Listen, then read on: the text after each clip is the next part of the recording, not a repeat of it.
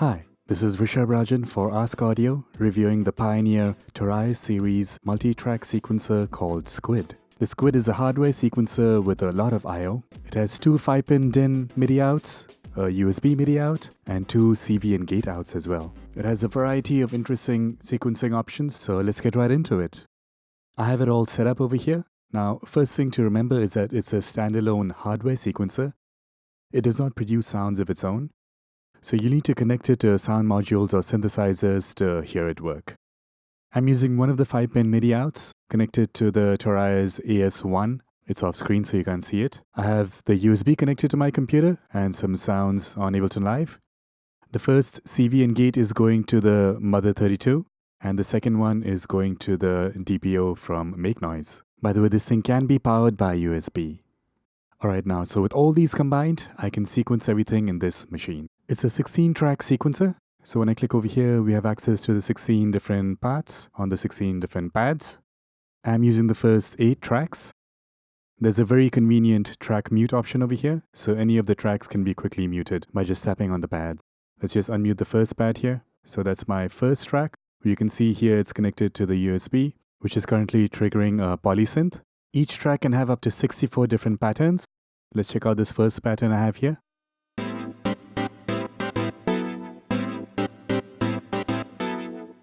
There's the scale mode, where you can individually sequence your notes in real time. And then there's also the trigger mode, where you can step sequence parts. Alright, so let's see how to create a pattern. I'm going to go back to the patterns view and select this blank position here, so we're starting with a new pattern. Now in scale mode, I can just play individual notes. And of course, this can be recorded. It's in completely chromatic mode right now, but with this style, I can fix it to a specific key. You can see here, we're in Lydian right now. Now, the lit buttons are the ones that represent the notes of the selected scale, and the unlit ones are the ones that are not. I can change the range by just hitting these buttons here, so transpose down or up. Now, these unlit buttons, you would think would trigger the chromatic in between notes, but they actually don't. So if I tap any of the unlit notes, it would just produce one of the notes of the scale. So you can't really be in chromatic and in scale mode at the same time like some other sequencers. I'm sure this is something that can be added on as a software update, but that's how it is as of right now. Alright, so we're looking at the drum pattern over here in the step sequencer toggle mode. I can copy a specific pad and paste it to other pads very conveniently like this. There's some interesting time manipulation options we have in this toggle mode. So if I tap and hold a pad, with this style I can adjust the divide, so I can subdivide a particular step. And then with this style I can increase or decrease the count. So very easy to create some interesting polyrhythmic patterns.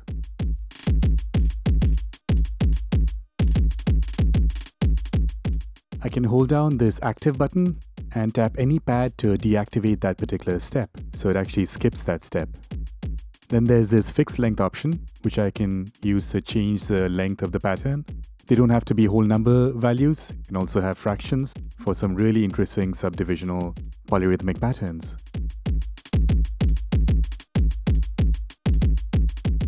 Let's try this on my snare part over here. So this is track number 4. I'll unmute it. It's the first pattern here. Go into a trigger mode. You can see here it's a pretty straightforward pattern, but I can activate fixed length, change it to any other value other than 4 beats. Let's say 3.5, and now it becomes a lot more interesting.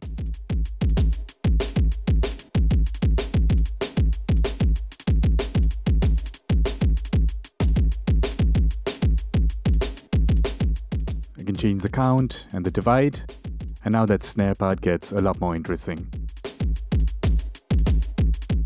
Alright, so let's check out some of the rhythmic control options we have. We'll try it out on this guitar part that I have here. Let's go to trigger mode. Now with the rhythmic control feature, I can create beat repeats based on any of these rhythmic subdivisions.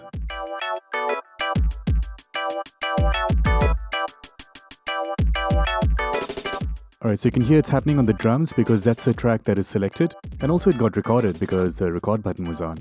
But I can always undo the recording. and now we've lost that. Turn off recording, go to track mode. I'm going to select the guitar part, which is this track number 7 here. And now let's play with the rhythmic control feature.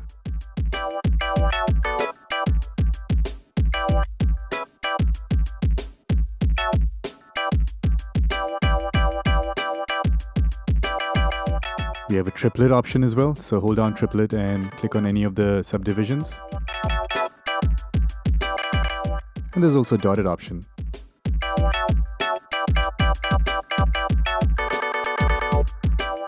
Holding down triplet and dotted at the same time is not going to do anything. This trigger probability is pretty interesting. So we can set a probability of like 50% here. And now when I turn this on, there's a 50% probability of any of the steps being active or being deactivated. Let's hear this in context.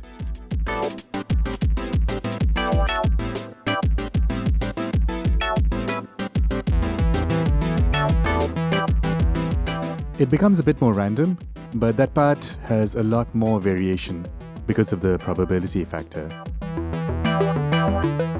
These track mutes are really helpful to improvise your arrangement path.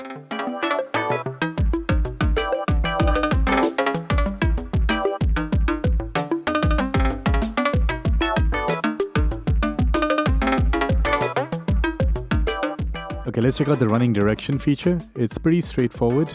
Right now the pattern is running in this normal way from left to right. But if I change the direction to top down, as you can see now it's top down. Let's try it on the chord progression over here. So I'll switch to trigger mode so you can see.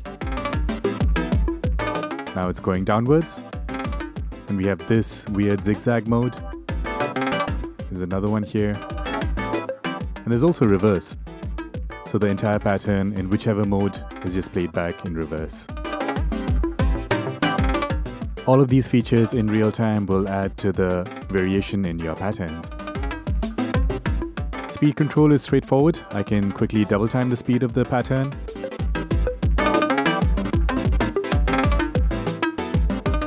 Let's try this on one of the drum parts.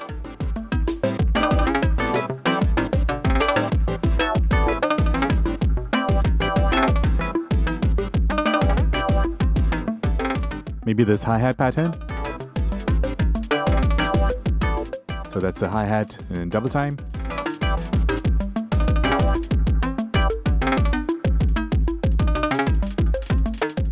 We also have half time.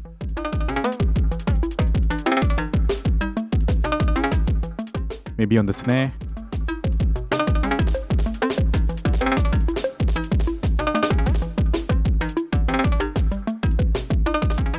Gate hold won't work with drums. So let's try it on maybe the bass part over here. So I'll select the bass.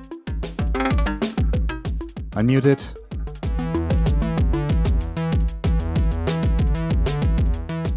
You can see it in trigger mode. Now I can just gate hold at any moment. So kind of like the rhythmic control, except it just holds that specific note. We can add swing here.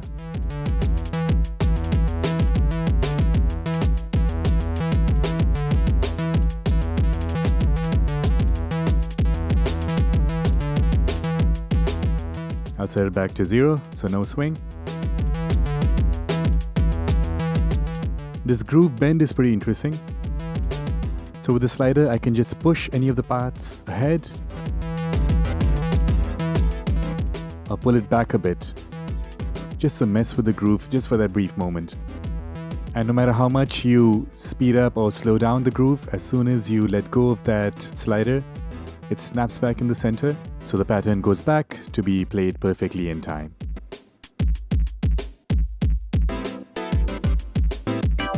So you can hear that on the drums. I'm going to push it ahead, and now slow it down. Pretty cool.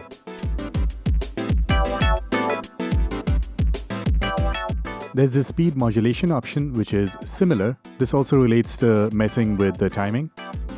So we can choose the overall length that we want to mess with. I'm going to try this on the drums. We can choose a modulation shape. So let's say if I set this to a square, and now if I crank up the depth,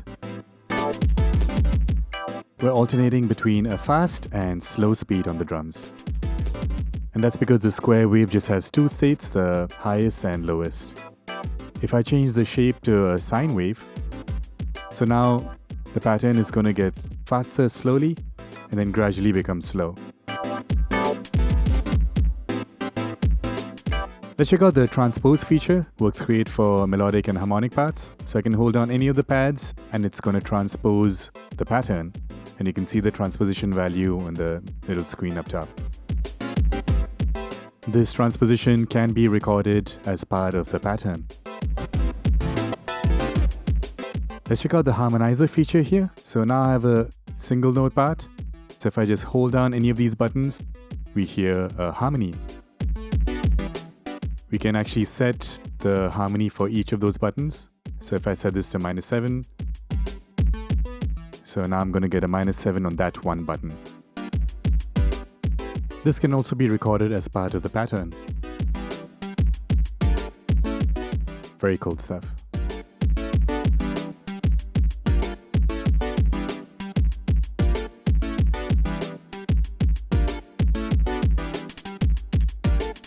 Let's check out the pitch interpolation feature. So for this bass part, I'm going to just repeat the same note for this entire bar. I'll turn on pitch interpolation, tap and hold the pad, and with the dial I can set pitch interpolation. So I'll set this to a higher value. Tap and hold this one, set this to a really high value. So you can hear how all the in-between values have been interpolated for us.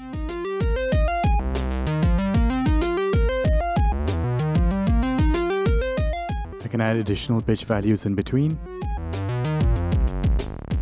and it's going to take that into consideration.